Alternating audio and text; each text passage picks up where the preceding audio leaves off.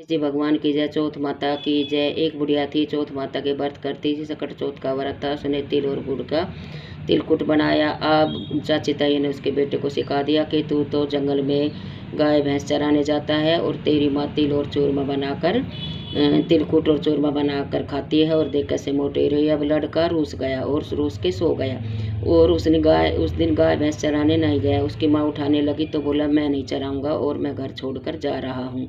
तो उसकी माँ बोली क्यों बेटा? बोले मैं तो जंगल में गाय भैंस चराता हूँ और तू तिल के और चूरमा लड्डू को बनाकर खाती है। बोले ना बेटा मैं तो तेरे व्रत करती हूँ। लड़का नहीं माना और घर छोड़कर जाने लगा। तो चलते को माँ ने तिल बाजरा दिया कि बेटा मैं तेरे व्रत करती थी, तो अगर तेरे ऊपर कहीं भी संकट पड़े तो तू ये तिल बाजरा डाल लेना, गणेश जी भगवान तेरी सहायता करेंगे। अपने चारों तरफ पूर कर बैठ जाना।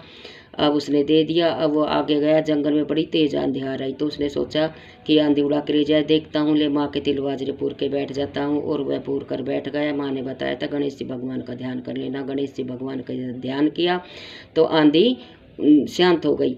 अब वो बच गया आंधी से और आगे चला तो नदी आ रही थी। नदी बड़ी तेज आ रही तो बोला आंधी से तो बच गया, नदी से नहीं बचूंगा। सहसाट करती हुई नदी बड़ी तेज बह के आ रही थी।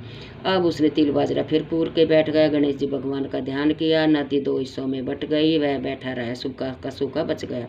तो वह फिर उसने बहुत पछतावा किया कि मेरी माँ तो मेरे व्रत करती थी, मैं तो चाची ताइयों के सिखाए थे, घर छोड़कर ऐसे निकल लिया। नदी से बच गया, आंधी से भी बच गया। अब आगे गया तो एक शेर दौड़ता रहा है। खूब जंगल था वहाँ। तो बोला नदी से आंधी से तो बच गया, शेर से नहीं बचूंगा। उसने फिर तिल बाजरा पूर कर बैठ गया। अपने चारों तरफ डालकर गणेश जी भगवान का ध्यान किया, अपनी माँ का ध्यान किया। क्या देखता है, शेर भी शांत हो गया और गुफा में अपने में घुस गया। शेर से भी बच गया। बहुत पछतावा किया कि देख मैं तो चाची ताइयों के सिखाए थे, घर तली कर लिया। मेरी माँ तो मेरे व्रत करे थी, मेरी मारी भूखी मरी थी।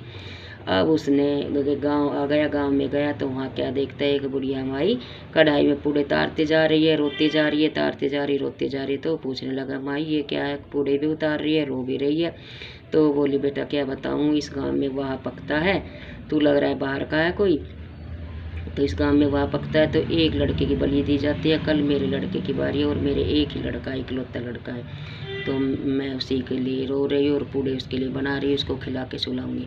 वो बोला माई मेरे को छिक कर पूड़े खिला दे, सुबह मैं चला जाऊँगा तेरे लड़के के बदले में। बोली ना बेटा ऐसे कोई किसी के बदले में थोड़ी जाता है, कोई दिया थोड़ी जाता है, तू क्यों जाएगा? बोले ना माँ मैं ही जाऊँगा। अब उसने पूड़े खिला दिए, खूब पूड़े खाकर सो गया। भूख लगी हुई थी उसको, सो गया।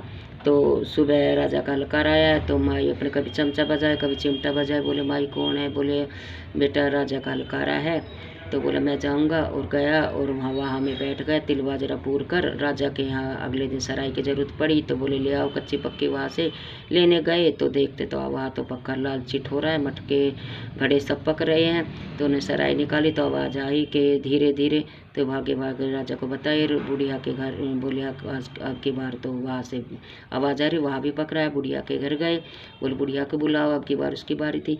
बोले बुढ़िया माई तूने तेरे लड़के के तूने किसको भेजा है? तो बोले बेटा मैंने तो किसी को, कोई भूत है प्रेत है, कौन है उसमें?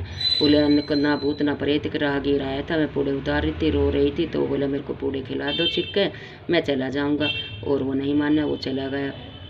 अब धीरे धीरे उन्हें वहाँ उतार लिया, सारे मटके सराय सब पकड़े, दीवे सब।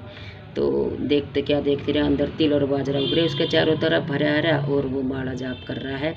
तो बोले तू कौन है? तू भूत प्रेत कौन है भाई? भगवान है। सब हाथ जोड़ने लगे। तो बोले ना मैं भूत, ना मैं प्रेत, ना मैं भगवान। मेरी माँ मेरे व्रत करती थी सकट चौथ के, चाची ताइयों की शिकायत से मैं घर से निकल लिया तो मेरी माँ ने तिल बाजरे दिया था।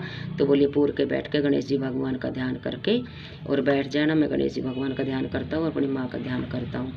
तो तब राजा ने सारे नगर में ढिंढोरा पिटवा दिया कि आज से सकट चौथ का सभी व्रत करे, तिलकुट बनाए, तिल को भूने गुड़ में कूट कर उसका प्रसाद बनाए, उसी से व्रत खोले और अपने बाटे। संतान के लिए यह व्रत बहुत अच्छा है।